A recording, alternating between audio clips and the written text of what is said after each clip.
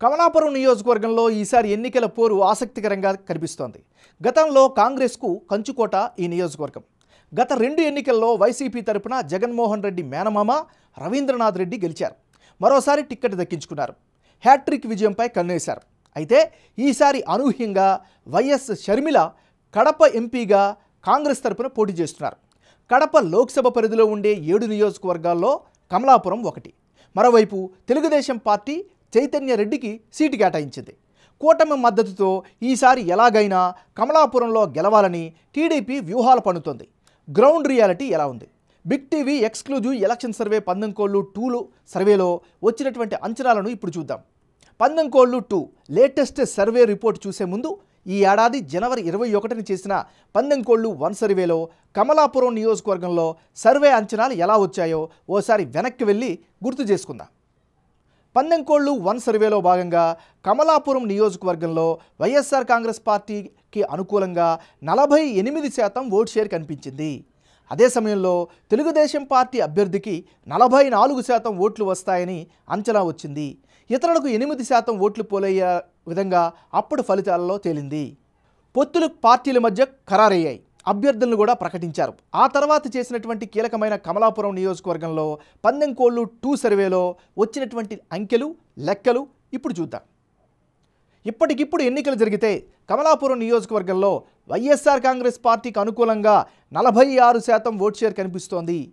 Telugu Desam party అభ్యర్థికి అనుకూలంగా 44% ఓట్లు దక్కే ఛాన్సెస్ ఉన్నాయి. ఇతరులకు 10% ఓట్లు దక్కే ఛాన్సెస్ ఉన్నట్లుగా తాజా సర్వే పందెంకోళ్ళు 2లో తేలింది. ఈ 2 సర్వేల మధ్య జనం యొక్క అభిప్రాయం ఎలా ఎందుకు మారింది? వైసీపీ టీడీపీ అభ్యర్థుల్లో ఎవరికి ఎడ్జ్ పెరిగింది అన్నది ఇప్పుడు చూద్దాం. కమలాపురం నియోజకవర్గంలో పందెంకోళ్ళు 1 సర్వేలో భాగంగా వైసీపీ అభ్యర్థి రవీంద్రనాథ్ రెడ్డికి 48% ఓట్ షేర్ వచ్చే అవకాశం కనిపిస్తే తాజా సర్వేలో అది 46%కి తగ్గింది. అటు పందెంకోళ్ళు 1 సర్వే నాటికి టీడీపీ అభ్యర్థిగా ప్రొజెక్ట్ అయిన పుత్తా నరసింహారెడ్డికి 44% ఓట్ షేర్ వచ్చే అవకాశాలు ఉన్నట్టు తెలిస్తే తాజా సమీకరణాలతో నరసింహారెడ్డి కుమారుడు పుత్తా చైతన్యరెడ్డి టీడీపీ అభ్యర్థిగా బరిలో దిగుతుండడంతో పందెంకోళ్ళు 2 సర్వేలో ఆయనకు 44% ఓట్లు వచ్చే ఛాన్సెస్ ఉన్నట్లుగా తెలుస్తోంది.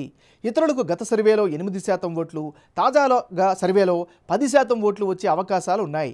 ఓవరాల్గా చూస్తే కమలాపురం నియోజకవర్గంలో వైసీపీకి స్వల్ప ఎడ్జ్ కనిపిస్తోంది. 2 సర్వేల్లో కమలాపురం నియోజకవర్గంలో అభ్యర్థుల మధ్య మారిన ఓట్ల శాతం, అందుకు గల కారణాలను ఇప్పుడు ఒకసారి విశ్లేషించుకుందాం. ఈ నియోజకవర్గంలో గ్రౌండ్లో టీడీపీ బలమైన ప్రచారాలు కొనసాగిస్తోంది, ప్రజల్లో మమేకమవుతోంది. నియోజకవర్గంలో టీడీపీ బలం పెరుగుతూ వస్తోంది. ఇక వైసీపీ విషయంకి వస్తే వైసీపీ ఎమ్మెల్యేపై నెగిటివిటీ పెరిగింది అనేటువంటి అభిప్రాయం కూడా కనిపిస్తోంది. అయితే కమలాపురం రైల్వే బ్రిడ్జి పూర్తి కాకపోవడం ఇంపాక్ట్ చూపే ఛాన్సెస్ ఉంది. కమలాపురం ఒకప్పుడు కాంగ్రెస్కు కంచుకోట. వైసీపీకి షిఫ్ట్ అయిన తర్వాత కాంగ్రెస్ ఓటు బ్యాంకు కూడా కనిపిస్తోంది. ఇక జగన్ ప్రభుత్వ వెల్ఫేర్ స్కీములపై ఆ పార్టీ ఆశలు పెట్టుకుంది. ఓవరాల్గా ఇప్పటికిప్పుడు ఎన్నికలు జరిగితే కమలాపురం నియోజకవర్గంలో వైసీపీకే స్వల్ప ఎడ్జ్ ఉన్నట్లు బిగ్ టీవీ ఎలక్షన్ సర్వేలో వెల్లడైంది.